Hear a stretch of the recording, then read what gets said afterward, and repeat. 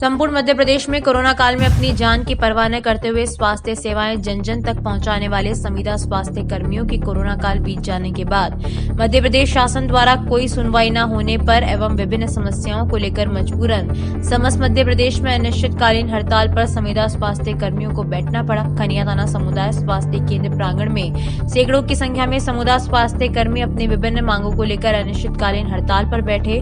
स्वास्थ्य कर्मियों ने चाय पकौड़े का स्टॉल लगाकर संविदा स्वास्थ्य कर्मियों ने अपना विरोध प्रदर्शन किया। संविदा स्वास्थ्य कर्मियों का कहना है कि परमानेंट स्वास्थ्य कर्मियों की तरह हम भी पूर्ण समर्पण के साथ अपनी सेवाएं प्रदान करते हैं, परंतु हमें परमानेंट स्वास्थ्य कर्मियों की तुलना में किसी तरह की सुविधाएं या वेतन प्राप्त नहीं होता, जिस वजह से संविदा स्वास्थ्य कर्मी अपने परिवारों का भरण पोषण भी अच्छे से नहीं कर पा रहे। कई बार अपनी मांगे उच्च अधिकारियों के सामने रखी, परंतु किसी भी तरह की सुनवाई नहीं हुई, अतः मजबूर होकर हड़ताल पर बैठना पड़ रहा है।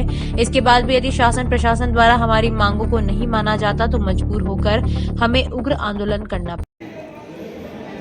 संविदा कर्मचारियों के हड़ताल पर जाने से कुछ सेवाएं प्रभावित हुई हैं, कुछ हमारे ऑफिशियल कार्य भी प्रभावित हुए, लेकिन हम प्रयास कर रहे हैं कि मरीजों को, नागरिकों को कोई असुविधा ना हो, इसका हम पूरा प्रयास करें। सर, जैसे ये अनिश्चितकालीन हड़ताल है इनकी, तो आगे भी और समस्याएं आ सकती है, तो उसके लिए आपकी क्या प्लानिंग है?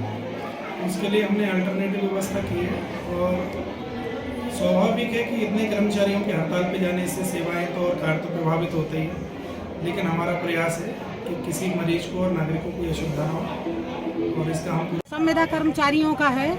काफ़ी समय हो गए, जैसे मैं अपनी बताऊं तो 13 साल हो गए हमको संविदा मतलब आश्वासन ही मिलता रहा अभी तक, और हम लोगों को परमानेंट नहीं किया गया।